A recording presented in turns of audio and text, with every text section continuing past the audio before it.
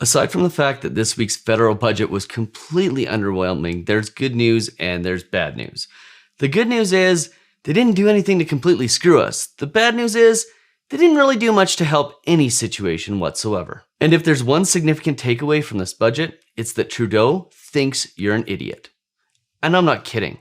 He really does think you're an idiot. So in today's video, we're going to discuss exactly how underwhelming this budget was and why it's really going to help nobody, especially when it comes to housing. In fact, it's probably going to make your life worse, given that the amount of money that they're going to end up spending is going to cause the Bank of Canada to have to do even more to increase interest rates. But before we get into all the details, do me that favor, hit that subscribe button, hit that notification bell, please hit that like button so more people like you can see this video. And don't forget, we're about 1,500 people away from our 25,000 subscriber giveaway. So if you aren't already subscribed, go ahead, click that subscribe button. It's free, it's easy, and it's definitely worth it. And turn on the notification bell so you can find out exactly how you're going to win that $5,000 when we do get to 25,000 subscribers. Okay, so let's get into it. Let's discuss the federal budget for 2022. I cannot summarize this in any other way, shape, or form than Justin Tredeau and Freeland. I'm not even going to try to pronounce her first name. Think you're an absolute idiot. And you know, I don't get into politics very often. I'm politically agnostic. I really don't care as a general rule. I often have liberal leaning views and I often have conservative leaning views, especially considering that I'm an economist. But this budget just goes to show you that this is more about power than it is about actually helping Canadians. And I'm going to discuss why in a second. But I want to start with a caveat and a warning to millennials, to young people here. And I'm a millennial. I'm a young person. I'm not as young as some millennials, but you have to understand that a lot of these things that have been done in this budget are designed to create buzzwords around taxing big bank and providing more money for first-time homebuyers and so on and so forth. But they do little to actually help the economy. In a lot of ways, they're going to hurt the economy and they're going to hurt people who are looking to buy a house in the near future, especially given the fact that you're seeing them input a bunch more money into the economy, which the Bank of Canada is going to have to deal with from an inflationary standpoint by raising rates probably even further than what was expected. But that's not even the worst part of this budget. The worst part of this budget starts with the fact that they attack big banks in Canada, which I don't know if you remember back to 2008 and 2009, but a lot of the reason that we didn't find ourselves in the same situation that the US found themselves in was because of how strong our banks are. And now we're going to go ahead and we're going to try to take away some of the profits of the banks. And if you haven't figured out what I'm talking about already, I'm alluding to the bank tax that was introduced. Now, here's the reality of this bank tax. It will generate about $1 billion in revenue for the federal government on an annual basis.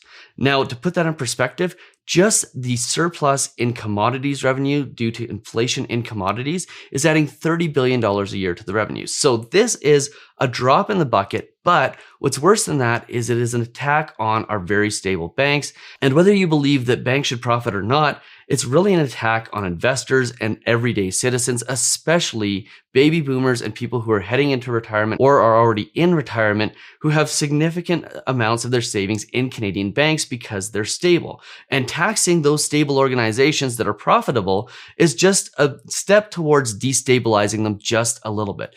And yeah, at the end of the day, is it going to have a major effect? Probably not, but it's a slippery slope to worse policies. And if you really want to dig into bank profits and you want to be able to say, hey, we're the government that made it harder for banks, well, why not, instead of taxing them, why don't you do something like take away one of their biggest profit centers, which is the handcuffs that they have on every single fixed rate mortgage holder in Canada, which is the prepayment penalties that are astronomical compared to a lot of other lenders. Why don't we just say, hey, no more trying to trick Canadians and adding the discount into their penalty and charging them astronomical fees to get out of a mortgage that they should be able to get out of anyways. Because you know what? I think every Canadian should have the right to pay off their mortgage whenever they want without having to worry about paying a fee for paying off their debt. And the banks are the absolute worst when it comes to these big fees. So let's not tax our stable organizations. If you want to do something for the sake of being able to say you did it and for the street cred of saying you went after those big wealthy organizations, why don't you do something that would actually matter to most Canadians? Why don't we approach these penalties? Why don't we take a stab at that instead? But my guess is that isn't something that the federal government has an appetite for, because this is more about the street cred than it is the actual policy. Now, this budget wasn't only about banks, a lot of it was about real estate and bringing normalcy to the real estate market. And there was a whole bunch of stuff that they added in that was designed to help first-time home buyers and do certain things. And I'm going to go through them one by one because the reality of it is there was very, very little of substance here. And I think underwhelming is not a strong enough term for what they did for Canadians with respect to real estate. So let's start first and foremost with the tax-free home savings account. Okay, so this already existed. All they had to do was increase the limits for RSP withdrawals for first-time homebuyers. That's it. It's exactly the same thing. When you contribute to an RSP, you get a tax deduction, and that tax deduction can be recontributed to your RSP. And this is one of the best ways to grow a down payment. But instead, what they've done is they've created a tax-free home savings account. Now, there's one difference here. The one difference is once you take the money out of the tax-free home savings account, you don't have to reapply it back into your RSP. So for Canadians, what this means is instead of having to go and repay it back to the RSP and continue to save money for the next 15 years for retirement, the new tax-free home savings account allows you to have all the same opportunities with respect to the RSP, but the main difference being that you don't have to prove that you can save later on down the road. It is absolutely absurd that we are continuing to push Canadians towards not saving and giving them opportunities to be able to purchase real estate without having a backup plan down the road. So this one really sucks. And more than anything, it's a vote buy. It's going after those millennial borrowers who are feeling like they're priced out of the market. And by the way, I got bad news for you if you think this is a good idea, because what this is going to do is it's going to create more demand for real estate. And our major issue right now is the amount of supply we have. If we create more demand by having things like tax-free home savings account that encourage people to go out and buy, that creates more demand, and that has the same effect as low supply, which means higher prices. So this is actually going to stir the pot and create more of a headwind for first-time home buyers than it would have if they would have just left it and maybe increased the RSP contribution limits, because this encouraging more home buying creates more demand, and more demand creates pretty big issues in the real estate market. We've seen that. By the way, going back to 2015, the policy of bringing in immigration and having more immigration, what's happened here is really simple. We've just outpaced the amount of houses that we're having built by the number of people that are coming into the country. And the only solution for that is more housing, not doing things that have simply a little bit of a difference in name and create more demand in housing. Next on the list is one of our favorite subjects on this channel, the first-time home buyer incentive. This is one of the most underwhelming and underperforming ideas that the Liberal government has ever had. You know, this is the one where Canadians give up part of their equity. They do an equity share with the government if they take advantage of this program. The government gives them a little bit more money, but only if they buy less of a house that matters. And by the way, if you're in Vancouver or Toronto, you're shit out of luck on this because you can't get the first-time homebuyer program in those markets because, quite frankly, those markets are too expensive. Well, you can get them, but you have to buy a pretty small, tiny condo. So in this case, what they're doing is they're extending the program. The reason they're extending the program is because of the $125 billion that they allocated towards this previously over the last couple of years. Only about a quarter of it has been used because most Canadians are smart enough to realize they don't want to get into bed with the government on their housing because, quite frankly, we're already in bed enough with the government on our housing. We don't really need them having an equity stake in our housing. So this has just been underutilized, and them extending it is something where it's like, okay, well, maybe people will end up using it somewhere down the road and we'll use all those funds that were allotted for it. But the reality of it is like most people aren't stupid. They aren't going to get into a partnership with an organization, the government, who gets to make the rules when it comes to the partnership, and you really have no say. So most Canadians have avoided this program. To this date, Mortgage 360 has done just one, because at Mortgage 360, what we do is we guide the process and we let the clients make the decisions. Most of the time, though, clients, once they understand this program, have not chosen it. That we had one client who decided to make the decision to use the program. We honored that like we always would, but one out of several thousand mortgages, that's the reality of the first-time homebuyer incentive. It was a poorly designed program to begin with. Now, another topic in the budget that doesn't help the problem, it hurts the problem. And the problem is the amount of demand and the amount of supply. This will increase demand.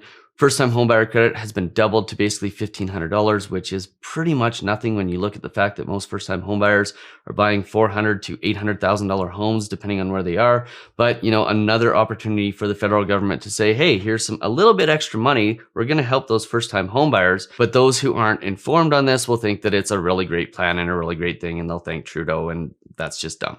Now, here's the big one. This is an election promise, the ban on foreign investment. Now, I have to be clear, this is so negligible. A ban on foreign investment for the next 2 years has virtually zero impact on the real estate market. If you wanted to ban foreign investment, you're about 10 years late to the party because all that foreign investment happened in that Vancouver market and that Toronto market 10 years ago. The reality of it is today, the amount of foreign investment that's happening in Canada is negligible. In fact, it probably rounds to zero. So this is going to have almost zero effect on home prices. Phil Sofer from Royal LePage has suggested the exact same thing. And this is really, again, this is vote buying. It's saying, bad foreign investors, bad money coming into Canada to try to help us fund housing and invest in a really good market. Bad, bad, bad. And the reality of it is like none of that stuff is even relevant to the conversation when it comes to the overall prices that happen in Canada. Because if you think about this and think about it, the entire run up in the market over the last 2 years has been completely, almost entirely absent of foreign buyers.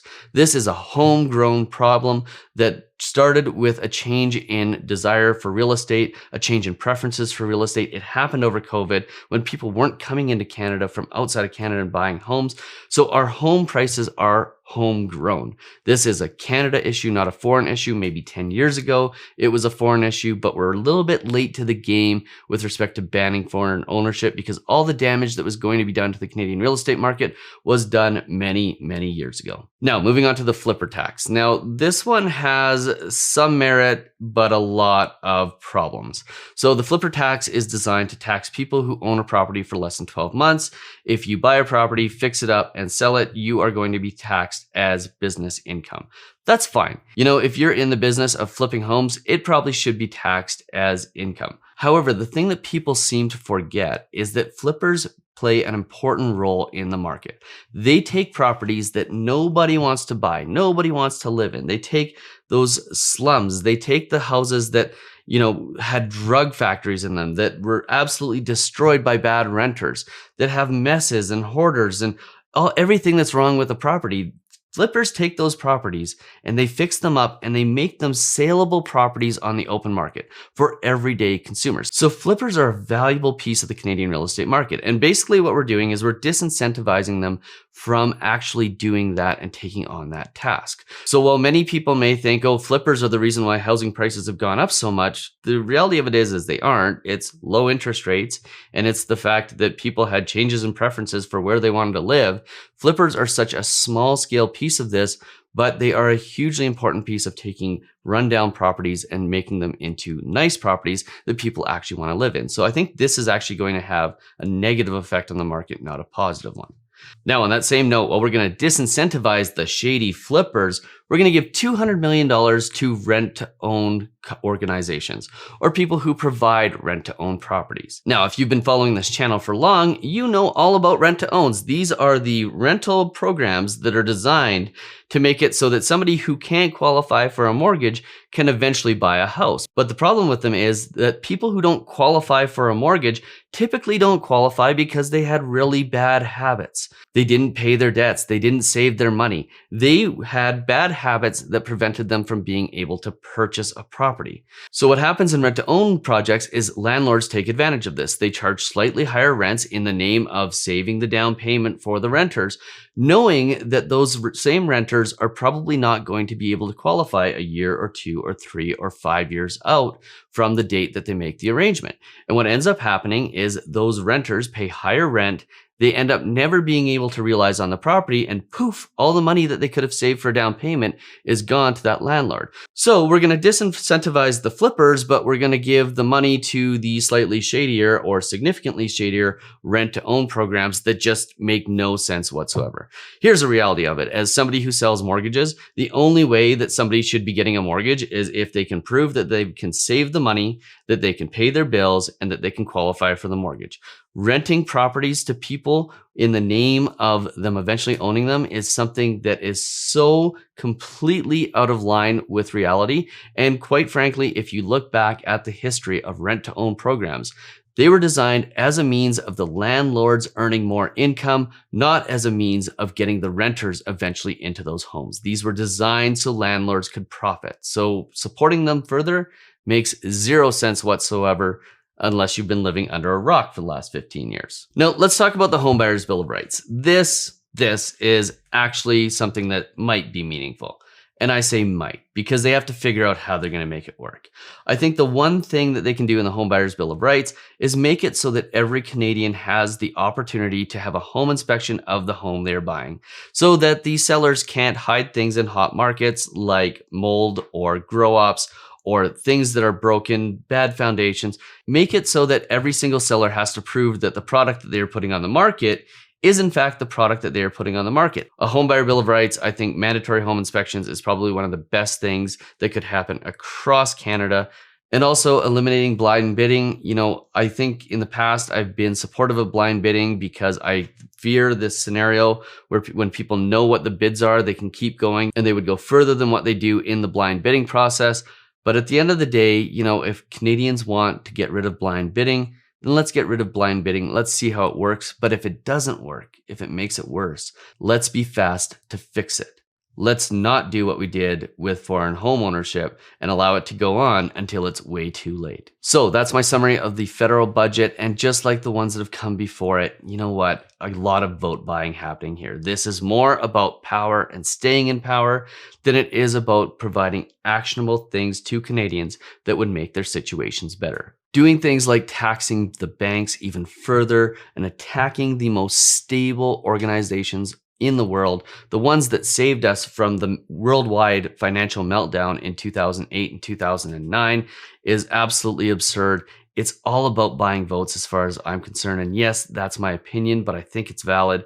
And then going ahead and doing things that seem like it's helping everyday Canadians, but actually aren't. There are far better and simpler solutions to the whole housing issue that we have in Canada. And the reality of it is this is just fluff. Like I said at the beginning, Justin Tredeau thinks you're an idiot if he thinks that Canadians are going to look at this and go, hey, these guys are doing a really good job. And you know what? I'm so politically agnostic, but when I look at things like this, I just can't help but point out stupidity. If you voted for Trudeau and you're planning on doing it again somewhere down the road, I have to implore you, please, please don't. Because what he's doing and what the Liberal government is doing to the finances of Canada is an awful thing that is going to hurt us for many, many, many years down the road. This is not a political video. This is a financial video. And the reality of it is this is going to get worse before it gets better. Now, as I do in every video, I hate to do it at the end of this one, but I'm going to do it anyways. Do me that favor, hit that subscribe button, hit that notification bell. Please hit that like button so more people like you can see this video. Don't forget about that race to 25,000 subscribers. And we'll see you on the very next video.